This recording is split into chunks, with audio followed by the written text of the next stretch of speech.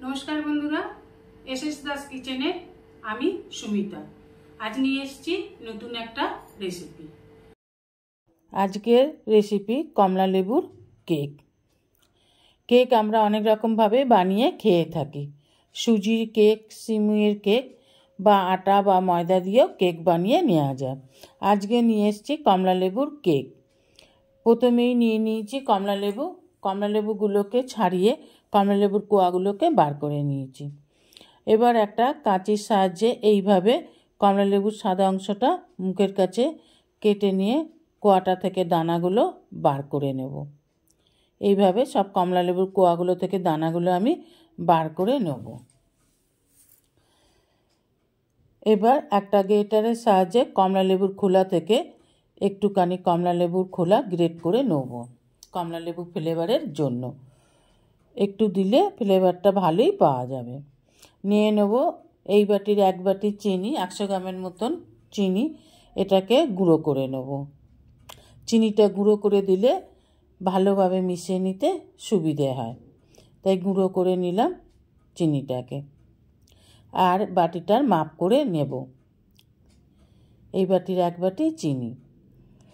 এবার একটা মিক্সি জারের মধ্যে ছাড়িয়ে রাখা কমলা লেবুর কোয়াগুলোকে নিয়ে একটা পেস্ট বানিয়ে নেব। এবার পেস্টটা বানিয়ে নিয়ে এসে নিয়ে নেব একটা পাত্রের মধ্যে কিচেন টাওয়াল। এবার লেবু যেটাকে পেস্ট করে নিয়েছি সেটা এখানে ঢেলে দেব। এবার কিচেন টাওয়ালের মুখটাকে ভালো করে এইভাবে ভাঁজ করে নিয়ে আস্তে আস্তে করে হাতের চাপ দিয়ে ভালোভাবে কমলা লেবুর রসটাকে বার করে নেব। এইভাবে চাপ দিয়ে দিয়ে রসটাকে বার করে নিন। এখানে বলে রাখি যেসব বন্ধুরা আমার চ্যানেলটিকে সাবস্ক্রাইব করে আমার পরিবারের সদস্য হয়েছেন তাদের অসংখ্য অসংখ্য ধন্যবাদ। যারা এখনও আমার চ্যানেলটিকে সাবস্ক্রাইব করে আমার পরিবারের সদস্য হননি তাদের কাছে অনুরোধ রইল আমার চ্যানেলটিকে সাবস্ক্রাইব করে আমার পরিবারের সদস্য হওয়ার জন্য। দেখুন এক বাটি কমলা লেবুর রস নিয়ে নিলাম, দিয়ে দিলাম যে চিনিটা গুঁড়িয়ে রেখেছিলাম সেই চিনিটা এখানে দিয়ে দিলাম, এটাও এক বাটি দিলাম। এবার ভালোভাবে দুটো উপকরণকে খুব ভালোভাবে মিশিয়ে নেব। এইভাবে মিশিয়ে নিন যাতে একটুও দানা না থাকে। কেক বানাতে গেলে খুব ভালোভাবে মিশিয়ে নিতে হয়। আর দিয়ে দিলাম কমলা লেবুর খোসা থেকে যেটুকুন রেখেছিলাম সেই কমলা লেবুর এটা আর একটু অরেঞ্জ কালার দিয়ে দিলাম। এবার দুটোকে খুব ভালোভাবে মিশিয়ে নিলাম। কমলা লেবুর খোসা থেকে যেটুকুন রেখেছিলাম ওটা দিয়ে দিলাম, এটা কমলা লেবুর যে ফ্লেভারটা ভালো আসবে বলে। দিয়ে দিলাম এক বাটি ময়দা। এক বাটি ময়দা থেকে অর্ধেকটা দিয়ে আগে ভালো করে এইভাবে নেড়ে নেড়ে মিশিয়ে নেব। এরপরে দিয়ে দেব বাকি ময়দাটা, দিয়ে খুব ভালোভাবে এবার নেড়ে মিশিয়ে নেব। এমনভাবে মিশিয়ে নিতে হবে যাতে একটু দানা না থাকে। আর দিয়ে দেব গুঁড়ো দুধ।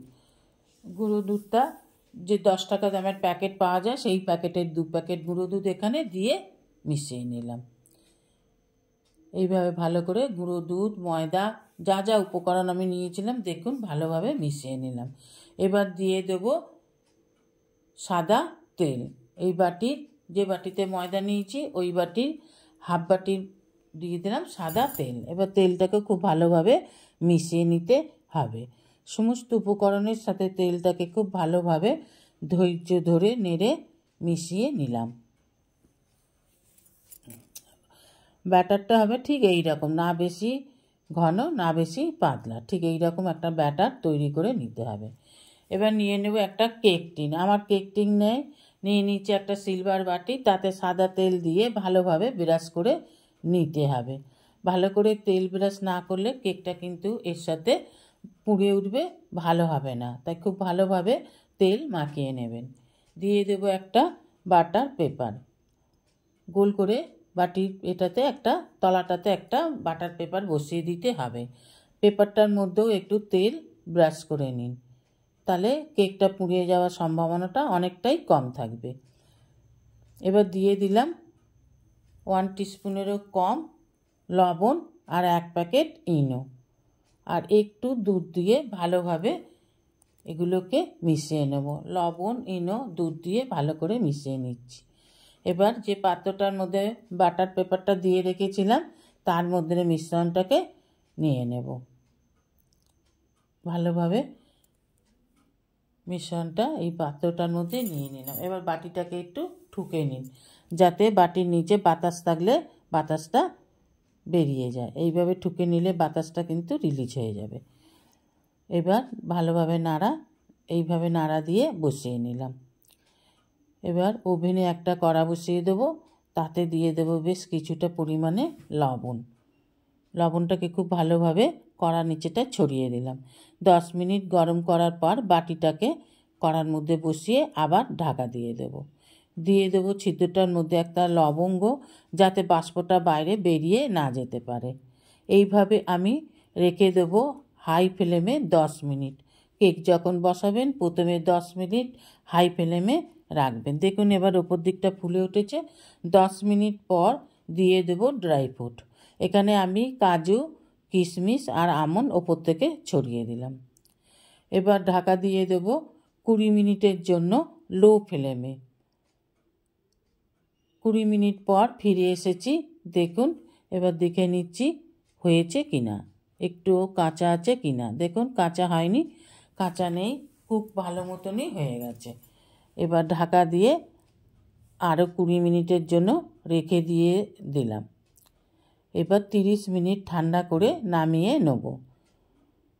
টোটাল কেক করতে আমার সময় লাগলো 45 মিনিট। এবার একটা ছুরির সাহায্যে এইভাবে 4-5টা একটু আলগা করে নিতে হবে। এইভাবে আলতো আলতো করে ছুরির সাহায্যে কেটে একটু চার দিলেই কিন্তু কেকটা বেরিয়ে আসবে।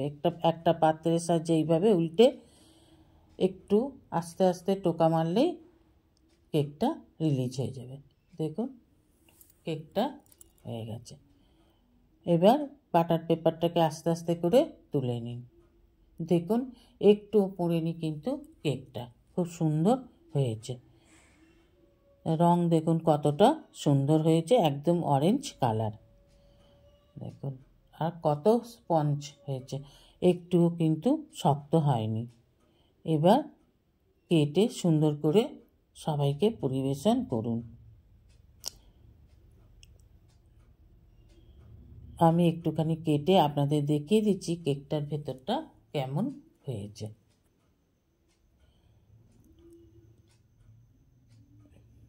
দেখুন দেখলেই খেতে ইচ্ছা করছে। কালারটা খালি দেখুন, এত সুন্দর কালারটা এসছে।